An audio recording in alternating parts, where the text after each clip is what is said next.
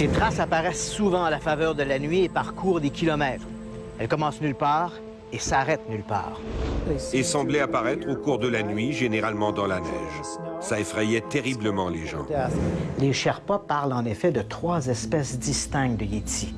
Alors comment relier ces empreintes à la créature? Correspondent-elles? Je ne pense pas. En 1958, au Népal, un Irlandais photographie un artefact étrange. Une main momifiée dont le cliché va intriguer tout l'Occident.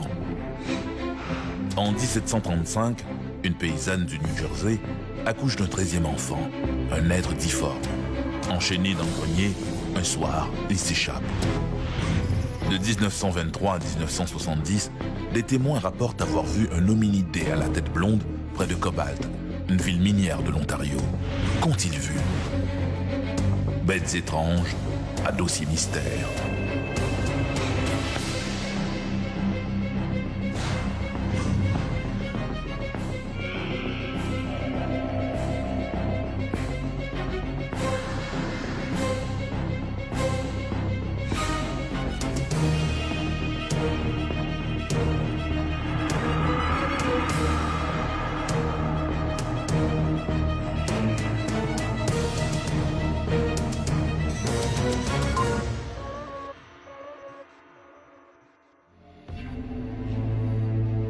Régulièrement, la presse rapporte des rencontres avec des créatures incroyables, des monstres sortis tout droit d'un conte fantastique. Ce face-à-face que les témoins, eux, n'oublieront jamais, aurait été observé aux 4 coins du monde, des forêts de l'Amérique du Nord aux cimes enneigées de l'Himalaya.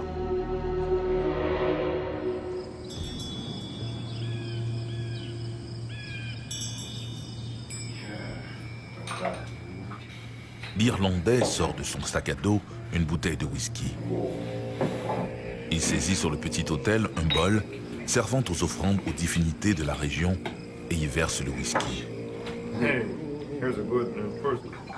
Cette nuit-là, Peter Byrne s'apprête à saouler le vieux gardien d'un temple népalais de l'Himalaya. L'Irlandais offre un premier verre au vieux gardien qui le vide d'un trait. Puis un second et un troisième.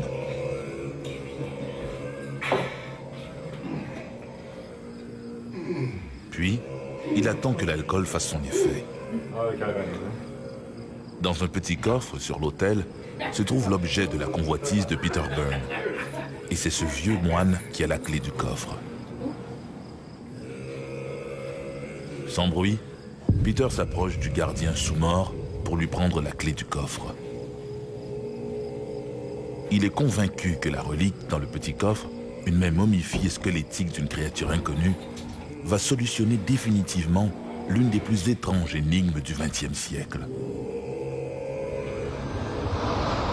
Hélas, son geste insensé va au contraire amplifier la controverse sur l'existence d'un être aussi insaisissable que légendaire dans l'Himalaya.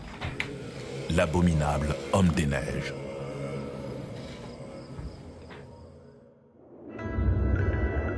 L'Himalaya, ou la demeure des neiges en sanskrit, compte les plus hautes montagnes du monde, dont le mont Everest, qui culmine à 8848 mètres. Cette barrière, longtemps infranchissable, serait, selon la rumeur, l'habitat du Yéti. À la fin du 19e siècle, les explorateurs et les aventuriers, partis à la conquête des dernières régions inexplorées du globe, propagent en Occident cette légende d'une créature mi-homme, mi-bête, racontée par les peuples et les peuplades de l'Himalaya. Peu d'observateurs étrangers ont cependant aperçu l'homme-ours des neiges, qui deviendra en Occident, suite à une traduction erronée, l'abominable homme des neiges.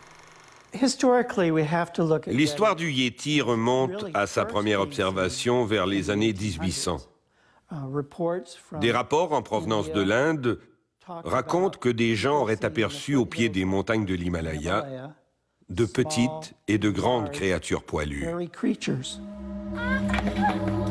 La première mention écrite date de la fin du XVIIIe siècle, en 1794, quand une jeune bergère népalaise raconte avoir été attaquée par un singe géant.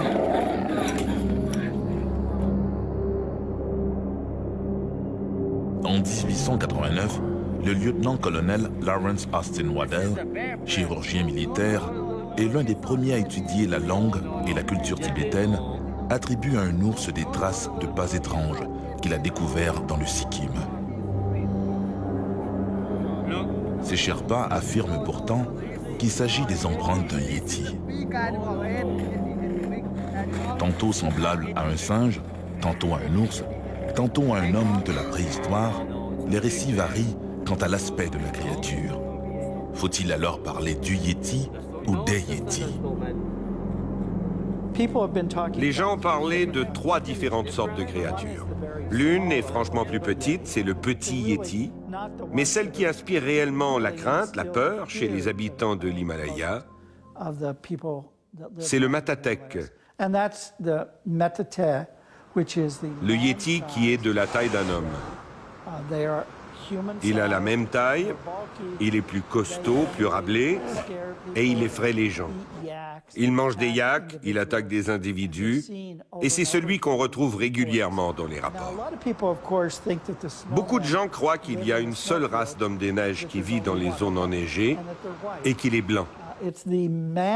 Ceux dont on parle vraiment ont la taille d'un homme, vivent en groupe, sont d'une couleur plus foncée allant de brun à noir, et la raison pour laquelle nous retrouvons leurs traces dans les montagnes, c'est qu'ils se déplacent d'une vallée à l'autre.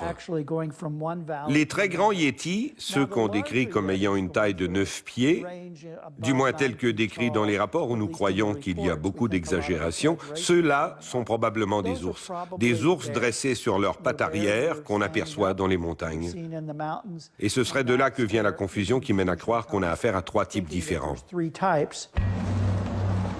Dans tout l'Himalaya, la croyance au yéti fait partie des traditions populaires. Cette bête légendaire alimente les rumeurs, mais il y a peu de traces visibles de sa présence. C'est en 1921 qu'on a retrouvé les premières empreintes de pieds, et c'était au cours d'une expédition d'escalade. Mais de 1921 à 1951, on a rapporté l'observation d'empreintes, mais on n'avait aucune photo de celle-ci. En 1936, l'alpiniste anglais Eric Shipton observe à son tour une série d'empreintes spectaculaires sur l'un des hauts glaciers de la région. Eric Shipton et Michael Ward, alors qu'ils essayaient de repérer la meilleure piste pour escalader le mont Everest, ont découvert de telles empreintes. Lors d'une seconde expédition visant à paver la voie à la conquête de l'Everest en 1951, le même Eric Shipton découvre et photographie des empreintes visibles sur plusieurs kilomètres à plus de 6000 mètres d'altitude. Cette première preuve va faire la une du Illustrated London News. En 1951, la photo d'Eric Shipton montre très clairement l'empreinte d'une créature de type simiesque, avec le gros orteil bien détaché. Et pourquoi est-ce si important? Parce que c'est le premier cliché qui montre aussi clairement les orteils et qui décrit aussi précisément l'empreinte, alors que jusque-là, on n'avait que de vagues traces dans la neige. Répondant à l'intérêt de ses lecteurs, le London Daily Mail finance en 1954 et en 1955 2 expéditions dans l'Himalaya. Après la publication des photos de Shipton, l'Angleterre, toute l'Europe et l'Amérique entière sont devenus très emballés par toute l'affaire. C'est là que le Daily Mail intervient et décide en 1954 de financer la première expédition pour rechercher le Yéti. C'était une véritable révolution, car jusque-là, toutes les autres expéditions avaient été initiées pour appuyer les efforts des grimpeurs. Ici, pour la première fois, vous aviez un changement de mentalité. On met sur pied une expédition spécialement destinée à retrouver une espèce inconnue dans l'Himalaya. Ralph Izard, le journaliste délégué par le journal, publiera à son retour « L'abominable homme des neiges ». Le livre ne passe pas inaperçu, notamment pour Tom Slick, un milliardaire américain. Tom Slick était un millionnaire texan qui avait fait fortune avec le pétrole et le commerce du bœuf. Il était captivé par les mystères de l'histoire naturelle. Lors d'un voyage en Inde, il a entendu parler d'un homme singe dans l'Himalaya. Alors il a eu cette idée, s'il arrivait à découvrir le Yéti, il le ramènerait en Amérique et s'en servirait comme une sorte de créature hybride entre l'homme et le singe pour l'utiliser dans la recherche médicale.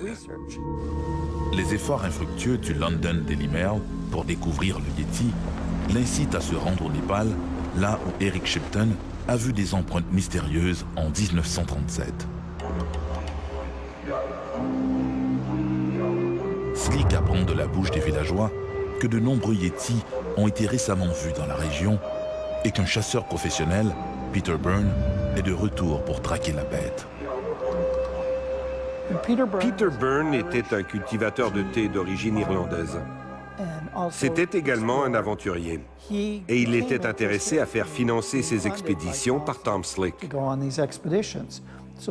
Leur première rencontre a été le produit du hasard et s'est déroulée dans un bivouac au-dessus d'une tasse de thé dans l'Himalaya. Ils ont immédiatement sympathisé. Tom Slick aimait être en présence d'aventuriers. Alors ils se sont associés et ont organisé ces expéditions. Sur le chemin du retour, Slick est blessé dans un accident et sa condition ne lui permettra plus de revenir dans l'Himalaya. Cependant, en février 1958, Tom Slick finance une nouvelle expédition dans l'Himalaya. En 1958, en collaboration avec la Société zoologique de San Antonio et un autre millionnaire nommé F. Kirk Johnston, donc, Johnston et Slick unissent leurs ressources, envoient un groupe d'hommes, comme Jerome Russell, un naturaliste britannique, Peter Byrne, un aventurier irlandais, et tout un groupe de gens qui recherchaient des indices, des preuves dans la vallée. Alors ils se séparaient en différents groupes pour explorer la vallée. Leur objectif n'était pas de gravir les montagnes, mais de chercher les preuves de l'existence du Yéti. Durant des semaines, le groupe explore sans succès une vaste région du parc national Sagarmatha au Népal. Puis, un soir dans la région de Pangbosh, George Holton, le photographe de l'expédition, invite au campement un vieux moine qui leur raconte une histoire fascinante.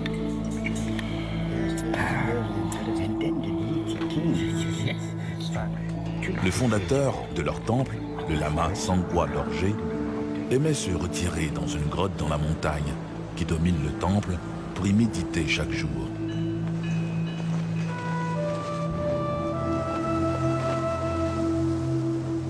Un yéti qui occupait la caverne s'habitua à la présence pacifique du maître et au fil du temps, l'animal partageait sa nourriture avec le lama. À la mort du Yéti, les moines rapportèrent sa main au temple pour la conserver. La main de Pangbosh était un artefact sacré qui servait au rituel et que l'on gardait précieusement dans les caves du monastère. En apprenant que la main momifiée serait toujours conservée, Peter Byrne demande et obtient du moine la permission de l'accompagner au temple pour la photographier. La main est conservée dans un coffre près de la représentation symbolique d'un scalp de Yéti, comme on en retrouve dans plusieurs temples.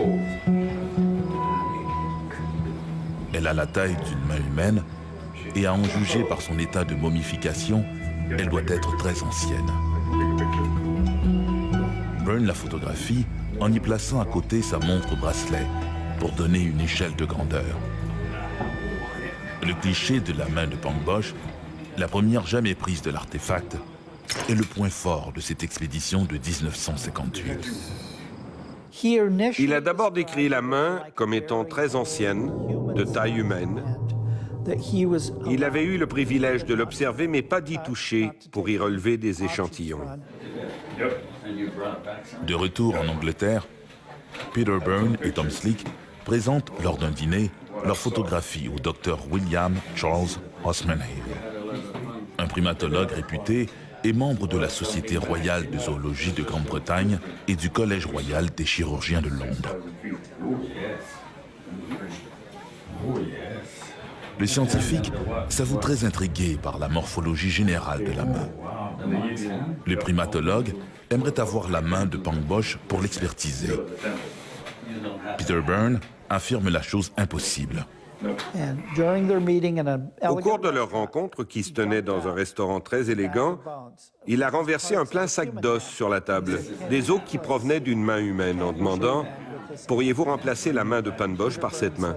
Et Peter Byrne de répondre « Je ne sais pas si je pourrais fabriquer la main au complet, mais je pourrais peut-être en faire une partie. »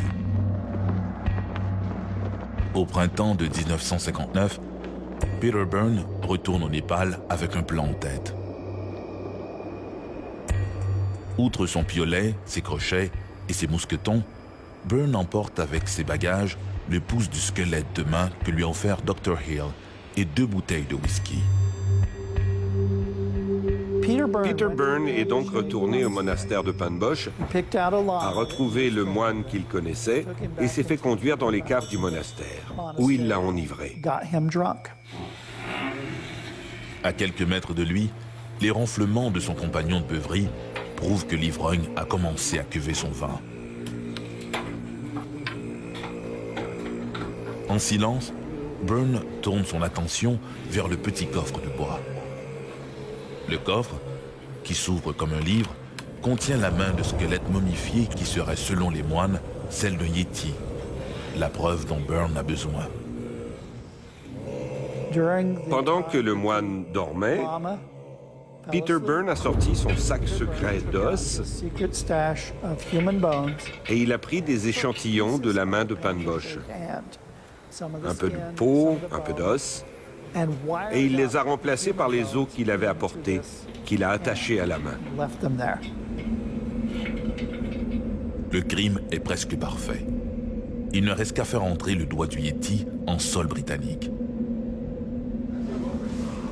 Au téléphone, Tom Slick lui confie que son vieil ami, James Stewart, est en safari depuis quelques semaines en Inde et que sûrement l'acteur accepterait de jouer pour le plaisir le rôle d'un contrebandier de pouces de Yéti.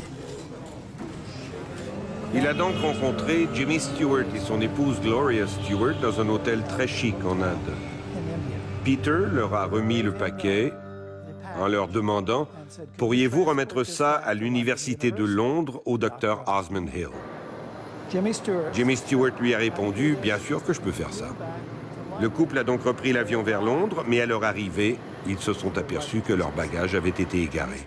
Jimmy Stewart était contrarié, très en colère, et il a passé toute la journée à s'inquiéter. Le lendemain, les autorités de l'hôtel sont venues le voir pour l'informer qu'on avait retrouvé les bagages égarés. Stewart a ouvert la valise, a pris les os et s'est précipité à l'Université de Londres pour les remettre au Dr. Osmond Hill.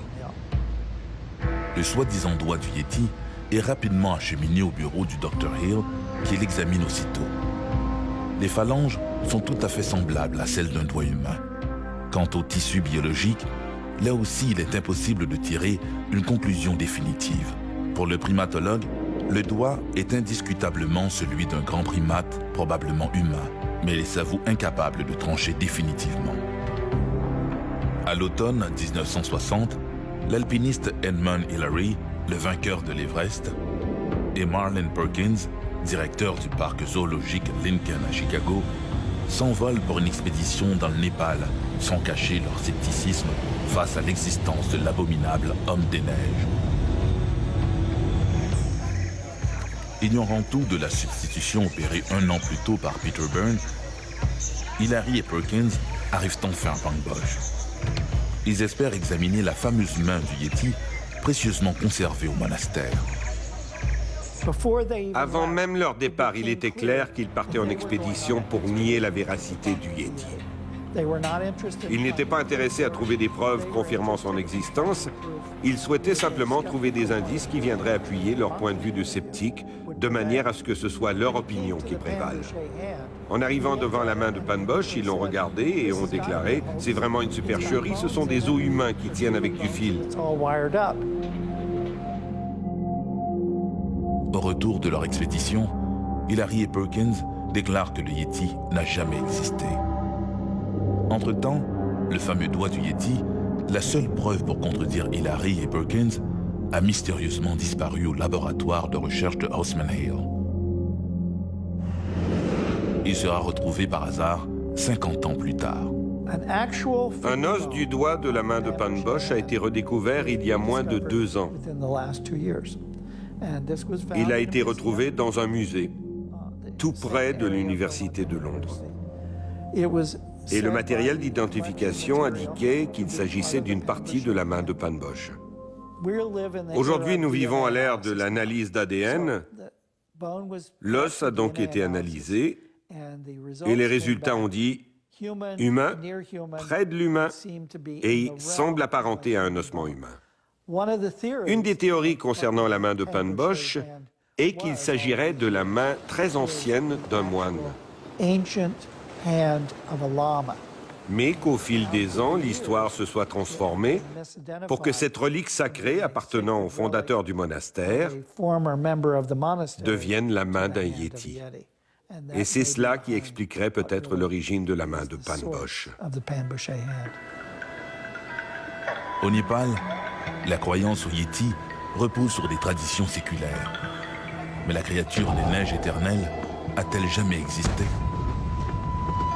Aujourd'hui, même dans l'Himalaya, l'environnement est menacé. Et avec la détérioration de ce milieu, le Yéti du folklore pourrait être au bord de l'extinction et disparaître à jamais, avant même que la communauté scientifique ait pu prouver son existence.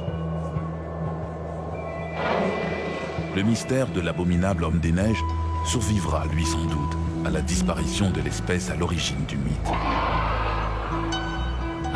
Je crois que l'histoire du Yéti est une affaire complexe. Elle implique beaucoup d'éléments folkloriques qui peuvent se fonder sur des histoires racontées par des moines qui ont traversé l'Himalaya et qui ont observé un petit animal qu'ils n'ont jamais pu identifier. Mais le cœur de l'affaire, qui consiste à dire qu'il existe une créature de taille humaine qui ressemble à un homme poilu et qu'on appelle le Yéti, pourrait, lui, être bien réel.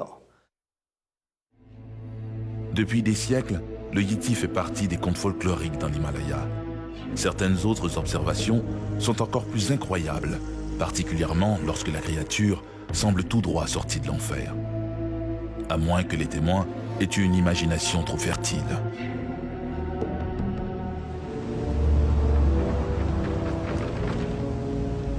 Les forêts de Pine Barrens au New Jersey, novembre 2004.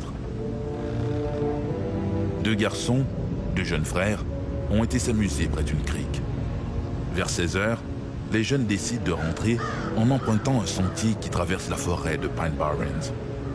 Chemin faisant, ils entendent des bruits de branchage derrière eux. Ils suspectent la présence d'un animal caché par les arbres. De là où ils se trouvent, ils ne peuvent rien voir. Mais ils ont de plus en plus l'impression qu'une bête les a pris pour proie. Ils tentent de dissimuler leur peur. Puis, comme ils se retournent pour la énième fois, ils la voient enfin. Elle est là, à moins de 4 mètres d'eux. Terrifiés, les jeunes prennent leurs jambes à leur cou et s'enfuient aussi vite qu'ils le peuvent, la bête sur les talons. Ils courent à perdre haleine sans se retourner. Ils aperçoivent enfin une éclaircie entre les arbres. Peut-être leur salut. À l'orée du bois, près de la route, ils jettent un dernier regard sur la forêt. La créature n'est plus là. Ils ont échappé au mystérieux diable du Jersey. Les forêts de Pine Barrens s'étendent au nord-ouest d'Atlantic City, dans le comté de Leeds. Elles couvrent quelques 1700 milles carrés, en plein cœur du New Jersey. Depuis des générations, on raconte que ces bois seraient l'antre d'une mystérieuse créature, le diable du Jersey. Au meilleur de notre connaissance, ce que nous pouvons dire, c'est que la légende du diable du Jersey remonte au XVIIe siècle, alors que Madame Leeds était sur le point d'accoucher et qu'elle a jeté un sort à l'enfant.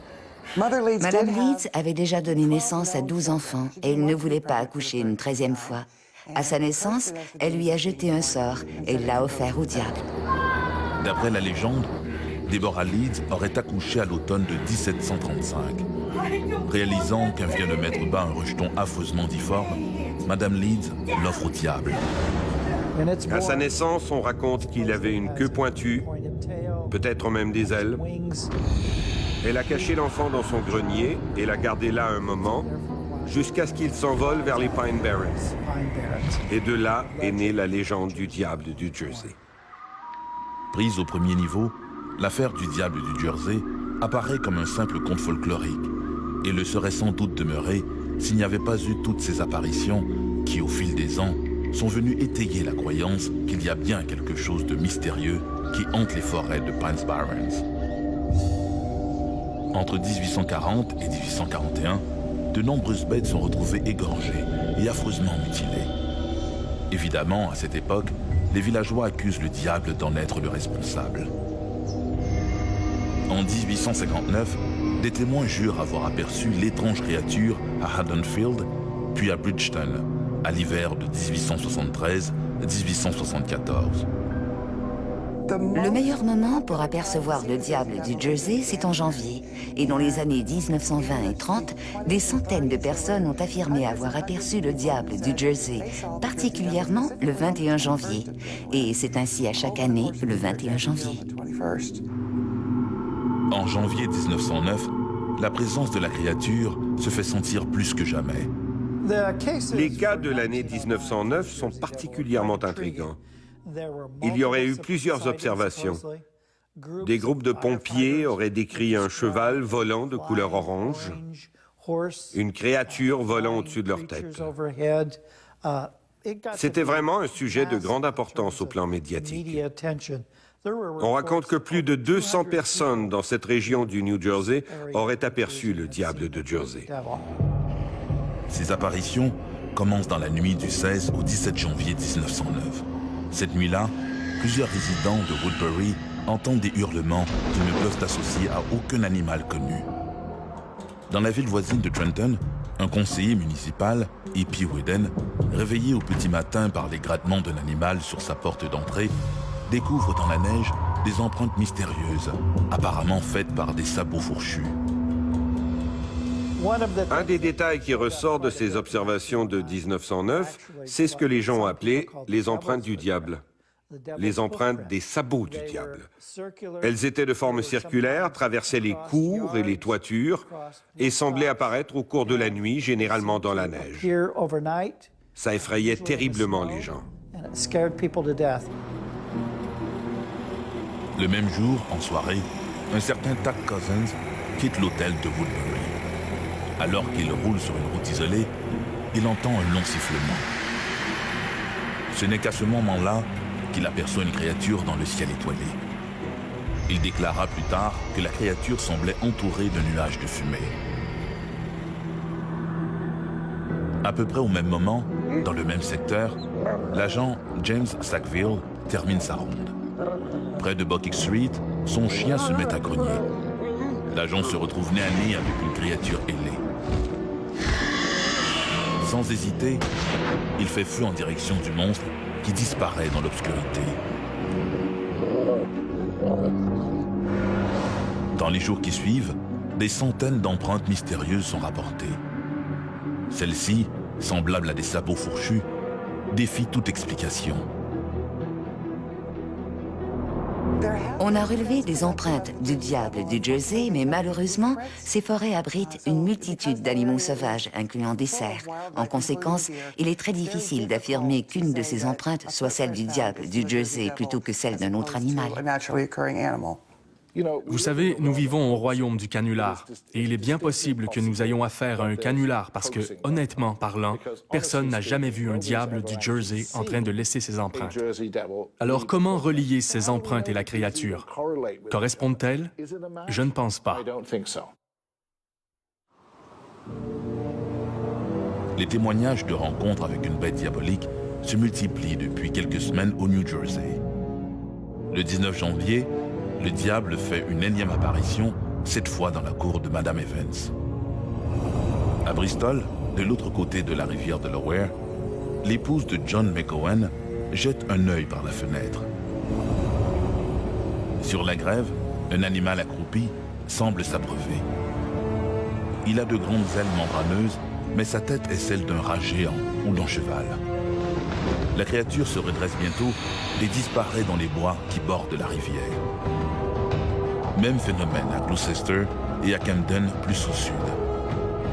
À lire les comptes rendus quotidiens de la presse, on a l'impression que le diable est partout. Les habitants sont inquiets. En forêt ou près des cours d'eau, chacun est sur ses gardes. À Moorestown, elle surprend un jeune pêcheur. Les villageois trouvent des animaux égorgés un peu partout et à proximité, des empreintes de sabots fourchus. Je connais cette histoire des empreintes du diable qui remonte à 1855 et que les gens attribuent au diable du Jersey. Mais il y a un problème majeur. Ces empreintes du diable ont été retrouvées dans le Devon, en Angleterre, bien avant la naissance de la légende du diable du Jersey. Je crois qu'il est intéressant que plusieurs recherches récentes sur les empreintes du diable en Angleterre et celles des sabots au New Jersey aient présenté des similitudes. Elles pourraient avoir été produites par des petits mammifères comme des écureuils sautant d'un point à l'autre et dont les traces sous l'effet du dégel pourraient ressembler à des empreintes de sabots. Après avoir semé la terreur dans une dizaine de villages, la créature disparaît soudainement. Plusieurs imaginent qu'elle est morte, mais il n'en est rien. Au cours des décennies suivantes, ces apparitions se font plus rares, mais toujours aussi spectaculaires. Aussi tenace qu'une légende urbaine, il y a toujours un automobiliste qui, après s'être arrêté pour changer de crevaison, a vu se dresser devant lui la créature ailée. Effrayés, combien se sont réfugiés dans leur véhicule et ont verrouillé leurs portières. La légende du diable du Jersey est assez intéressante parce qu'elle souligne le fait que, de nos jours, tous les événements comme l'apparition d'un animal bizarre, le lait qui surit ou les pneus qui crèvent sont attribués au diable du Jersey. Alors pour moi, le diable du Jersey est devenu une expression parapluie. Tous les monstres ou les créatures inconnues qui sont aperçus dans l'État du New Jersey portent invariablement le nom de diable du Jersey. Aujourd'hui, on ne sait toujours pas quelle est sa véritable nature. On tend à le décrire comme essentiellement humain, ce qui le classerait dans la catégorie de la cryptozoologie. Il y a assez peu d'indices physiques pour en faire un cas d'étude. Et je crois que c'est le problème avec le diable du Jersey. Il n'y a pas de carcasse et les empreintes de sabots peuvent avoir été faites par des rongeurs. En novembre 1951, des adolescents organisent une battue dans les bois près de la maison de John de Gibbston, où la veille, leur compagnon a été pris de convulsions après avoir vu une bête hideuse à la fenêtre. L'un des garçons, Jerry Ray, racontera plus tard avoir été agressé par la créature qui a bien failli l'emporter dans les bois. Cet événement déclenche une hystérie collective qui n'est pas sans rappeler la vague de 1909. Pour endiguer le flot d'amateurs qui débarquent à Gibbston, dans l'espoir d'y apercevoir l'insaisissable créature, le chef de la police, Louis Silvestro, fait apposer à l'entrée de la ville de grandes pancartes affichant que le diable du Jersey est un canular. Malheureusement, les cas de 1909 étaient tous des canulars. Ce qu'on a découvert des années plus tard, c'est qu'en 1909, le canular avait été créé par des spéculateurs immobiliers. En rapportant ces observations dans les journaux, ils visaient à effrayer les gens qui habitaient dans un certain corridor de l'État du New Jersey. Ils souhaitaient les effrayer afin de les pousser à vendre leurs propriétés à bas prix, de manière à ce qu'on puisse y construire une voie de chemin de fer. Et mon associé, Ivan T. Sanderson, a pu retrouver les empreintes. L'objet qui servait à imprimer les fausses empreintes qui ont été signalées dans plusieurs des rapports. Et il a même des photos de cela. Malheureusement, les cas de 1909 ont servi à créer de formidables documents d'archives, mais ce sont tous des canulars. Supercherie ou non, encore aujourd'hui, l'observation de nombreuses empreintes non identifiées est fréquemment rapportée aux autorités. Il semble que le diable du Jersey, ou que quelque chose qu'au fil du temps on appelle le diable du Jersey, continue d'apparaître régulièrement. L'un des cas les plus récents sur lesquels j'ai enquêté impliquait un garde forestier, qui avait affirmé avoir aperçu une créature traversant l'autoroute en sautillant et qui lui avait semblé être une sorte de mélange de Bigfoot et de kangourou. Il a donc décidé de le baptiser Diable du Jersey parce qu'il se trouvait au New Jersey. Mais il est certain que quelque chose qui effraie ces gens et leur fait penser au Diable du Jersey continue toujours d'apparaître. Les observations du diable du Jersey se produisent depuis maintenant 3 siècles. La propriété des Leeds, à Leeds Point, au New Jersey, juste au nord d'Atlantic City, est demeurée presque intacte. Les fondations sont toujours là et beaucoup de gens s'y rendent en visite et parcourent les bois pour tenter d'y trouver des souvenirs de la famille Leeds. Quelle que soit sa nature exacte, le diable du Jersey semble encore bien portant pour un vieillard de 280 ans.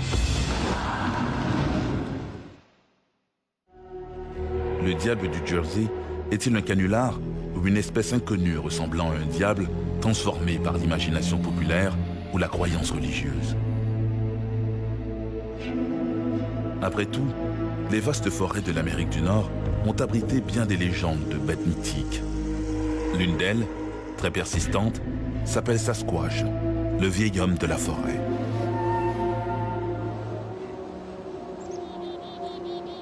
Le soleil est couché depuis peu. Sur l'autoroute menant à Sault-Sainte-Marie, la circulation est fluide. Dans ce secteur, la chaussée est bordée par les Hiawatha Highlands, des forêts denses composées principalement de conifères. Un peu au sud de Hayden, un camionneur aperçoit une forme sombre qui se tient sur le bas-côté. La forme n'est plus alors qu'à une vingtaine de mètres. Le chauffeur comprend qu'il ne s'agit pas d'un animal ordinaire, mais d'une créature simiesque de 2 mètres de haut et couverte d'une fourrure sombre. Le temps de réaliser sa méprise, que la créature a déjà tourné les talons pour disparaître dans la forêt.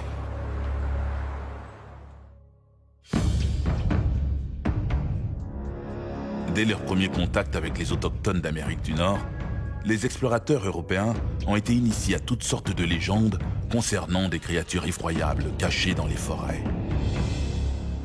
En Amérique du Nord, les références historiques concernant le Bigfoot sont nombreuses. Il existe plusieurs rapports dans l'Est des États-Unis comme dans l'Est du Canada qui nous démontrent que depuis très longtemps, il y avait des Bigfoot ici.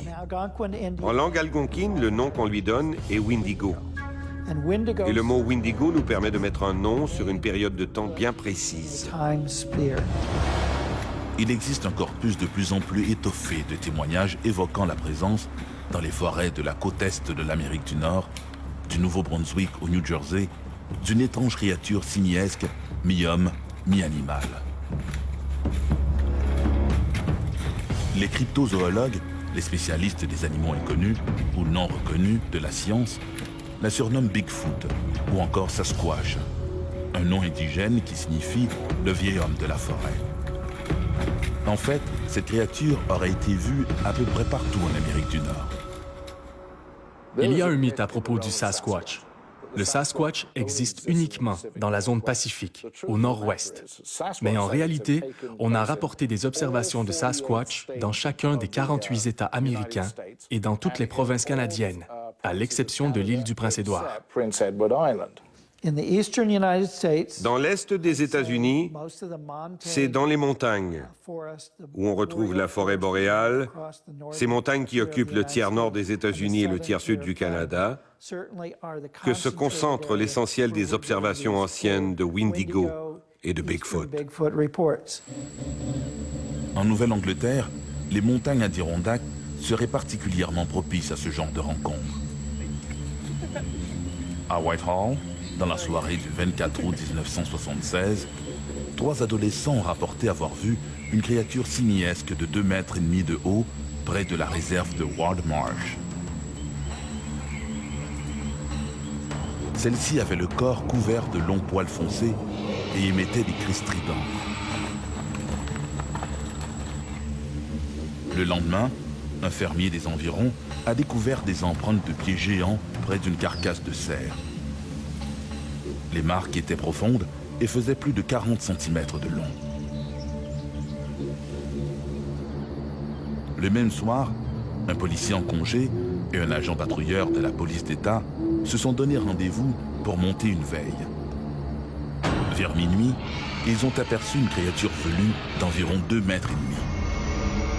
L'un des agents a dégainé son arme, mais la créature semblait si humaine qu'il a été incapable de faire feu dans sa direction. Celle-ci s'est vite enfuie dans les bosquets où les deux hommes ont perdu sa trace. Lorsque vous êtes surpris par une telle créature, le réflexe naturel de l'humain est d'entrer en état de choc et d'être déconcerté. Les individus que j'ai interviewés et qui ont déclaré avoir tué un Bigfoot avaient tous très peur d'avoir contrevenu à une loi et d'avoir commis un homicide. Alors ils ont détruit le corps, ils l'ont brûlé, l'ont enterré, et c'est ce qu'on raconte. En Nouvelle-Angleterre, et plus au nord, en Ontario, des rencontres similaires sont rapportées. En février 1982, un policier a vu une bête traverser la chaussée juste devant son véhicule de patrouille. Elle a franchi les voies en 2 ou 3 enjambées seulement. Quand on observe uniquement 1 ou 2 Bigfoot, on les décrit comme étant jeunes. Mais dans les rapports où on a aperçu des groupes de 3 ou 4 Bigfoot, on les décrit comme étant plus vieux, une vieille femelle ou un vieux mâle qui semble appartenir à un groupe familial. Plus au nord, les forêts du Québec comptent aussi leur lot d'apparitions. À l'été de 2001, un technicien forestier de Saint-Fulgence a découvert, sur les monts Valin, dans la région du Saguenay-Lac-Saint-Jean, des empreintes mystérieuses. De forme à peu près humaine, les traces faisaient plus de 45 cm de long. Informé de cette trouvaille inusitée, Yvon Leclerc, un cryptozoologue de Notre-Dame-du-Mont-Carmel, près de Trois-Rivières, s'est vite rendu sur place où il a pu faire des moulages des dites empreintes. Si par exemple vous observez une empreinte de Yéti, la forme classique de l'empreinte ressemble à une main humaine. Mais si vous observez une empreinte de Bigfoot, elle ressemble à un pied humain, avec les 5 orteils tous orientés dans la même direction. Dans les Adirondacks, dans les Ozarks, dans les Appalaches, la description générale de ces créatures de type Bigfoot est qu'ils sont multicolores, avec des taches plus claires sur différentes parties du corps. En Ontario, à Cobalt, nous avons des observations qui datent des années 1920-1940 d'une créature qu'on a surnommée Old Yellow Top. La première observation de cette créature date de 1906, à Violet Mine, tout juste à l'est de Cobalt, en Ontario. Un groupe de mineurs qui érigeaient une structure ont aperçu cette créature, 7 pieds de haut, le poil foncé, de cheveux longs avec sur le dessus de la tête une masse de poils blonds. Passons maintenant en mode avance rapide, car nous avons toute une série d'observations. 1923, 1927 et ainsi de suite. En 1970, nous avons un chauffeur d'autobus nommé Amos Latreille qui transporte un groupe de travailleurs à bord de son véhicule. Il circule sur une route dans cette région lorsqu'il doit faire une manœuvre brutale pour éviter que son autobus ne heurte ce qu'il décrira plus tard comme un yellow top, une grande créature poilue avec une touffe de poils blonds sur le sommet du crâne. Si vous tenez compte du laps de temps qui s'est écoulé, il est phénoménal que cette créature, s'il s'agit bien du même animal, ait pu vivre durant 64 ans, à moins qu'on ait affaire à une famille de Sasquatch ayant une caractéristique génétique unique vivant au nord de l'Ontario. Si je me fie à mes dossiers, le Old Yellow Top de Cobalt en Ontario avait une fréquence d'apparition assez régulière. 1920, 1940, 1970, mais pas d'observation récente. Serait-il mort? Parce que durant toute cette période, on semble avoir affaire à une créature bien précise, avec une touffe de poils jaunes sur le dessus de la tête. Est-ce la même créature qui vieillissait? L'espérance de vie d'une créature de type Bigfoot serait-elle la même que celle des humains? Après 70 ans, la créature semble disparaître. Réel ou non, le Sasquatch ne cesse d'attiser la curiosité de tous. Pourrons-nous un jour en avoir le cœur net? Cela demeure un mystère.